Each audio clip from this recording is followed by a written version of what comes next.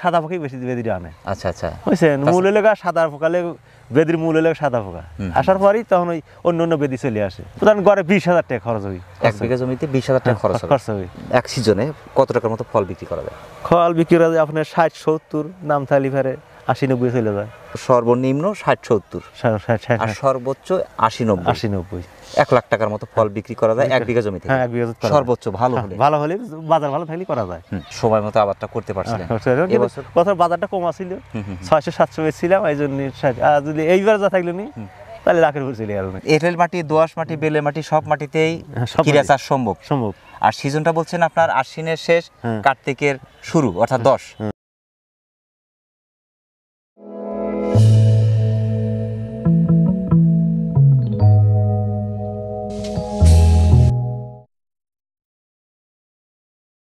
আসসালামু আলাইকুম সুপ্রিয় দর্শক, রাখাল বন্ধু চ্যানেলের নিয়মিত নতুন আরেকটি পর্বে আপনাকে স্বাগত জানাচ্ছি। প্রিয় দর্শক, এই মুহূর্তে অবস্থান করছি সিরাজগঞ্জ জেলার উল্লাপাড়া উপজেলার কয়রাচরপাড়ার ক্ষীরার মাঠে। দর্শক, বর্তমান সময়ে আধুনিক এবং অধিক লাভজনক চাষের মধ্যে একটি হচ্ছে ক্ষীরা চাষ। আজকের এই পর্বে ক্ষীরা চাষ সম্পর্কে বিস্তারিত জানতে কথা বলবো ক্ষীরা চাষি শফিজ কাকার সাথে। আসসালামু আলাইকুম। ওয়ালাইকুম আসসালাম। হারুন ভাই কেমন আছেন? এই তো আলহামদুলিল্লাহ, আল্লাহ পাক অনেক ভালো রাখছে। আলহামদুলিল্লাহ, আমরাও আল্লাহ পাকের মেহেরবানির মধ্যে আছি। এসে আমার কিন্তু খুবই ভালো লাগছে। জি, এত চমৎকার পুরো মাঠ জুড়ে চাষ হচ্ছে আপনার ক্ষীরা।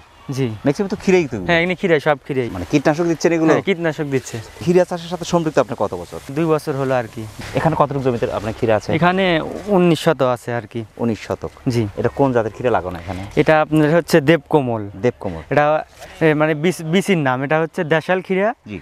এটা আপনার বিচির যার থাকে ওটার নাম দেবকমল। মানে বীজটার নাম হচ্ছে দেবকমল, কিন্তু মূলত ক্ষীরাটা হচ্ছে দেশি। দেশি, হ্যাঁ। চাষাবাদটা হচ্ছে দেশি। হাইব্রিড পেঁয়াজ খাচ্ছে, হাইব্রিড মূলা খাচ্ছে, হাইব্রিড পেঁপে খাচ্ছে। এই যে হাইব্রিড, কিন্তু চাষটা কিন্তু আমাদের দেশীয় মাটিতে দেশি। জি। বীজটাকে নিজে করা ছিল? হ্যাঁ, বীজটা আমরা মানে বাড়িতে রাখছিলাম, রাখার পরে এবার আমরা বীজটা মানে দোকানে কিনি নাই, এটা বাড়িতে রাখার পর মানে শুকানোর পর এটা গাড়ছি আর কি। আপনাদের এই জমিটা নাবি দেখতে পাচ্ছি একটু। জি, এটা মানে বৃষ্টির কারণে পানি ছিল, মানে সেই কারণে আমাদের মানে জমিটায় গাড়তে পারি নাই, তার কারণে মানে নাবি হয়েছে আর কি। উঠানো শুরু হয়ে গেছে? জি, আজকে তুলছি। আজকে কতটুকু উঠালেন?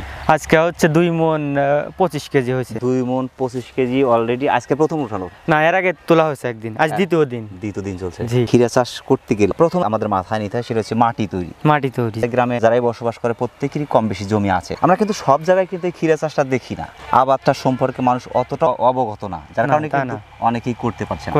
তো মাটি তৈরি করতে গিয়ে প্রথমে যে বিষয়টা লক্ষ্য করেছি হচ্ছে বিভিন্ন ধরনের সারের ব্যবহার। এখানে আছে 25 ডিসিমাল জায়গা। জি।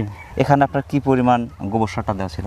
2-3 টলি এরকম। গোবর সারটা তো যত বেশি দেওয়া যায় তাতে সমস্যা হয় না, ওটা তার আবাদে মানে ক্ষীরের আবাদে ভালো হয় আর কি। আমি যদি 2 টলির কাছে 4 টলি বা 5 টলি বা 10 টলি যদি ব্যবহার করি তাতে কিন্তু সমস্যা হওয়ার কথা না। না, সমস্যা হবে না। দর্শক, আমরা এতক্ষণ কথা বলতেছিলাম হারুন ভাইয়ের সাথে, তবে আঙ্কেল কিন্তু চলে আসছে, অর্থাৎ হারুন ভাইয়ের বাবা কিন্তু চলে আসছে। আর এই ক্ষীরা চাষ সম্পর্কে আমার মনে হয় হারুন ভাইয়ের চেয়ে আমাদের আঙ্কেল ভালো বলতে পারবে। আসসালামু আলাইকুম। ওয়ালাইকুম। কেমন আছেন আপনি? আল্লাহ ভালো রাখছে। আলহামদুলিল্লাহ। এখানে তো ক্ষীরা চাষ করছেন, এটা দ্বিতীয় বছর চলছে? দ্বিতীয় বছর। মাশাআল্লাহ। তো আমি যদি একটু জানতে চাই, বিশেষ করে আপনার মাটিতে গোবর সারটা ব্যবহার করলেন, সেই সাথে রাসায়নিক সার কোনগুলো ব্যবহার করা ছিল? রাসায়নিক সার করেছি 3 এশিয়া। জি। পটাশ, ড্যাপ, তারপরও জৈব সার। কীটনাশক কি ছিল? কীটনাশক ধরেন যে এক সময় এক কীটনাশক দেওয়া লাগে, মানে খাতের পরিস্থিতি বুঝে। আচ্ছা আচ্ছা। বীজটা যখন বপন করবো সেই সময় কিন্তু প্রথমে কীটনাশক দেওয়ার প্রয়োজন হয়, যেমন মাটি থেকে বিভিন্ন ধরনের পোকার আবির্ভাব ঘটে। ওটা দেওয়া লাগে যে আপনার ফুরাডানকা বাহিরানকা, মানে দানাদার বীজ, যেটা দানাদার বীজ। ওইটা দেওয়া লাগে। ওই সময় দানাদার বীজটা সারে হাতে ব্যবহার করতে হয়। বীজ থেকে চারাটা যখন গজায় তখন কিন্তু গাছটা খুব নরম থাকে। ওই সময় কিন্তু পোকা কেটে দেয় বিশেষ করে। ওই সময় ওই পোকা মারা ওষুধ টাপ গার্ড দেই, ওই মানে ওটা হচ্ছে পরবর্তী সময়। হ্যাঁ, পরবর্তী সময় টাপ গার্ড দেই, তারপর পছন্দ দেই, মানে ওই খাতের পরিস্থিতি বুঝে বুঝে ওষুধ। গাছটা বিশেষ করে আপনার 2 ইঞ্চি বা 4 ইঞ্চি পরিমাণ হলো, তখন আরেকটা কীটনাশক দেওয়ার প্রয়োজন হচ্ছে। হ্যাঁ, তখন দেই, তখন ওই পছন্দের সাথে আরেকটা কীটনাশক দেই, তখন ওই দোকানদার কলিফারি দেই, ডেলিভারি সেরে যায়, বুঝছে? এখন এক কোম্পানির যেটা ভালো কোম্পানি পরিস্থিতি ভালো বোঝা যায় এই জরা পাকার ওষুধ, এটা ওষুধ মানে যেটা ভালো ব্যবহার বোঝা যায়। এই ভাটিমের কাছে একতারা আছে আর অন্য আছে, যেটা ভালো যে এটা আনি। আচ্ছা। ওই আমার দেখা দিয়ে আবার 10 জন আনে আরেকজন, যে এর ভালো হয়েছে আর পরিস্থিতি দেখা যায় আরেকজন নিয়ে আসে। আচ্ছা, বীজ বপনের পর থেকে আপনার ফলে আসতে কতদিন সময় লাগে? 45 দিন লাগে। 40 থেকে 45, হ্যাঁ। আমরা 40 থেকে 45 দিনে আমরা ধরি, হ্যাঁ। কারণ গাছের গ্রোথ যদি ভালো থাকে সেই ক্ষেত্রে 40 দিনে আসে, 40 দিন আর গ্রোথ যদি একটু দুর্বল হয় সেই ক্ষেত্রে 45 দিন সময় লেগে যায়। লেগে যায়। তো যেহেতু দুইবার উঠালেন, হ্যাঁ গাছের বয়স 50 দিনের কাছাকাছি আমরা যদি ধরি, হ্যাঁ 50 দিনের মতো, আপনার কয়দিন পর পর ফলটা উঠাচ্ছেন? ফল এর পরে পরে খেত যখন ভালো ছিল তখন অন্যান্য বছর তো একদিন পর পর তুলেছি। এবারে এই ক্ষেতের মানে বাইন না পাওয়ার কারণে, সময় না পাওয়ার কারণে এখন 2 দিন বাদে তুলি ফল কম। মানে ক্ষেতে পানি আছিল বুঝছেন না, পানি দেয় এই যে এইগুলো খেতে আমার খেত পরে নাই, এগুলো টান আছিল, যেই টান আছিল।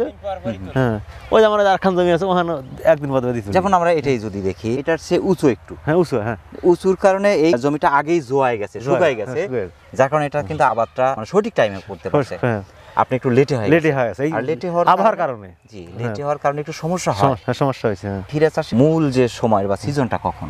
সিজনটা হলো আশ্বিন মাসের 10 দিন থাকতি, কাতি মাসের 10 দিন মতো, 20 দিন পর্যন্ত টাইম থাকে। মানে কাতি মাসের 10 দিন আর আশ্বিন মাসের 10 দিন, আশ্বিন মাসের শেষের 10 দিন, শেষের 10 দিন আর আর কার্তিক মাসের প্রথম 10 দিন। হ্যাঁ এই সময়টুকু থাকে, হ্যাঁ থাকে ক্ষীরা আবাদের জন্য। হ্যাঁ ক্ষীরা আবাদের জন্য। এর লেটে হয়ে গেলে ভালো হবে না, ভালো হয় না, আগাম হলেও ভালো হবে, আগাম হলে ভালো হয় না, নিটে হলেও ভালো হয় না।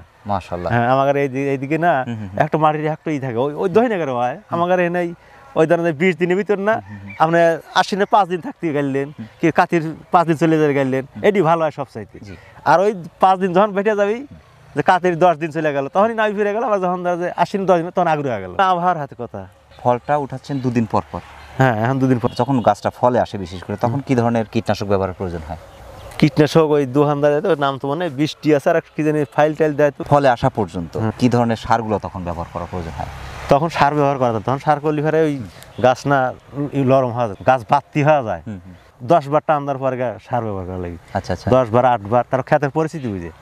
আর ক্ষেতের পরিস্থিতি থাকে যে রস নাই, রসের কারণে গাছ দুর্বল দেখতেছেন না, তো রস থাকলে না তাহলে 7-8 দিন ব্যবহার গেল, আর যদি রস নাই তাহলে ব্যবহার করা যাবে না। আচ্ছা ব্যবহার করা যাবে লেগা আপনার লাস্টে যখন গাছ বাত্তি হয়ে যাবে বুঝছেন না, তখনই ব্যবহার করা যাবে। ব্যবহার করা যায়। এখন খালি ওষুধ ব্যবহার করা লাগে, খালি ভিটামিন ধরেন যে আর যে পচন টচন আছে, ফল ঠেকানোর ওষুধ আছে। চারা হওয়ার পর থেকে মানে ফলে আসা পর্যন্ত কি ধরনের রোগগুলো দেখা যায় গাছের মধ্যে? একবার আসে লাল পোকা, তারপর আসে জরা পোকা বুঝছেন, তারপরে আবার ফের পচন আসে, দেখা যায় যে আবার অন্য অন্য রোগ দেখা যায়, জরা পোকার আসে, সাদা মাছি আসে, এরকম রোগ দেখে গা ওষুধ আনা লাগে। আচ্ছা, সাদা মাছি যখন আসে তখন ওই লেগা ধরেন যে আপনার অন্য অন্য বেদি জরা দিয়ে আসে, জি জি জি, ওই ওষুধ দিলে ফারে, সাদা মাছি দিলে, জরা পোকা দিলে ফারে ওই সব বেদি ছেড়ে যায়।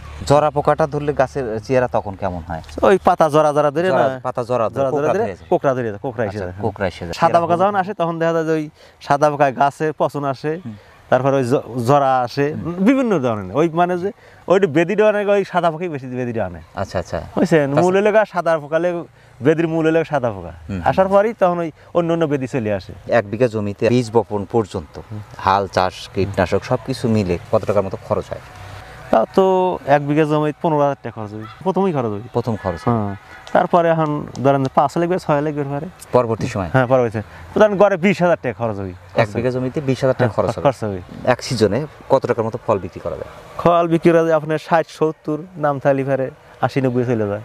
80-90, আমরা যদি ধরি সর্বনিম্ন 60-70 আর সর্বোচ্চ 80-90, 1 লাখ টাকার মতো ফল বিক্রি করা যায় 1 বিঘা জমিতে। হ্যাঁ 1 বিঘা জমি সর্বোচ্চ ভালো হলে, ভালো হলে বাজার ভালো থাকলে করা যায়। এখন আপনার বাজার দরটা কেমন যাচ্ছে? এখন বাজার দরটা ধরেন যে এই নতুনটা আসছে লেগা এই বাজার ছাড়া 100 টাকা বেশি দেয় আমাকে, জি বুঝছেন না, ফলটা ভালো হইতেছে। নতুন মালে পুরানো আর নতুন একটা কম বেশ আছে না, অবশ্যই বুঝছেন না। এই যে আজকে আর 80 টাকা বেশি 90 টাকা, আপনি বেচেন 900, এরা বিক্রি করলো 800, 100 টাকা বেশি বিক্রি করলো মনে। হ্যাঁ এই যে মানে যে নতুন জিনিস আছে না, এখানে মনে 100 টাকা বেড়ে যায়, 100 টাকা বেড়ে যায়, জি চাহিদার পর। এখন যে বাজার দরটা দেখছেন, এইভাবে যদি আপনার শেষ পর্যন্ত ফল সংগ্রহ করতে পারেন কত টাকার মতো বিক্রি আশা করছেন? এখন খরচ ধরেন 12-13 টাকা খরচ হয়েছে আমার, 12 থেকে 13,000 টাকা। হ্যাঁ আর আমি 4-5 টাকা বেচছি এখন, প্রথম বেচা শুরু করছি আর কি, বুঝছেন না। তা আশা করছেন 20-30,000 টাকা সেল করতে পারবেন? হ্যাঁ 20-25,000-30,000 টাকা হইতে পারে যদি ফল ভালো হয়, আবহাওয়া ভালো থাকে তাহলে দাম ভালো থাকলে দেবে। তবে আপনার গাছ যেহেতু একটু নাবি, সেক্ষেত্রে মনে হয় ফল একটু কমই পাবেন। হ্যাঁ কম পাওয়া যাবে, কলি দেখা যায় গাদি কিন্তু ফল ঠেকে না। আচ্ছা আচ্ছা বিভিন্ন ওষুধ ব্যবহার করতে ওই যা ওষুধ ব্যবহার করতে হবে ওষুধে একটু দেওয়া দিচ্ছে দিলেই ফল থাকে না। আর সিজনালি ফার না, সব সিজন আছে না, সিজনালি ফার মানে 10 দিন হাতে আবাদ করলে তখন ঠিকই ফল। এই যে খাতে যে বেদি আসবি এই খাতে বেদি আসবি এটা শক্ত হয়ে গেছে, এক বেদি ধরবি না, কিন্তু এক বেদি ধরবি। আচ্ছা নরম জিনিস সবসময় বেদি বেশি ধরে না। অবশ্যই এটা নতুন গাছ, এর মজাই আলাদা। হ্যাঁ মজাই আলাদা, পোকা খাবে আর মজা করে এই খাতে ক্রিয়া একটা এই খাতে খাইবেন আপনি নিজে কম বেশি বুঝবেন। জি এর স্বাদ বেশি আর স্বাদ কম, স্বাদ কম। এ যত ভালোই থাক তোলেন আর এত পুরন খিরেও তোলেন তাও এর স্বাদ বেশি। গত বছর কিরকম টাকা আসছিল? গত বছর 1 বিঘা ছিল 70,000 টাকা ছিল। সময় মতো আবাদটা করতে পারছিলেন? এবছর বছর বাজারটা কম আছিল, 600-700 বেচছিলাম, এই জন্য আর যদি এইবার যা থাকলো নি তাহলে লাখের উপর চলে গেল। এবার বাজারটা একটু বেশি দেখছি। বাজারটা বেশি গেছে, প্রথম গেছে 2000, পরে দ্বিতীয়বারে 1500-1600, 1400, এখন হলো 700-800। বাংলাদেশে কিন্তু অনেকে আছে নতুন নতুন উদ্যোক্তা, বিশেষ করে অনেকের জমি জমা আছে খিরা চাষ করতে আগ্রহী, তো সেই ক্ষেত্রে তাদেরকে যদি একটা পরামর্শ দেন। এগুলো জানার দরকার আছে কি যে কিভাবে চাষ করলে কিভাবে করা লাগবে বুঝছেন না, এই জিনিসটা তার ওই কৃষকের অভিজ্ঞতা থেকে যাবে বুঝছেন না, এই এলাকা করতেছে না এখন কি করবো এখন কি করবো, যে না জানতে আর শোনে। জি আর ওই যে ওর কীটনাশকের দোকানদার কাছে শোনে এখন কি লাগে ক্ষেতের পরিস্থিতি এইরকম এরকম ভাবে আসে বুঝছেন না, ওই কীটনাশক বলছে ক্ষেতের অবস্থা এরকম, কীটনাশক আর বা এখানে আসে খেতে আসে জমি এসে দেখা দিয়ে যায় যে এই জিনিস ব্যবহার করো।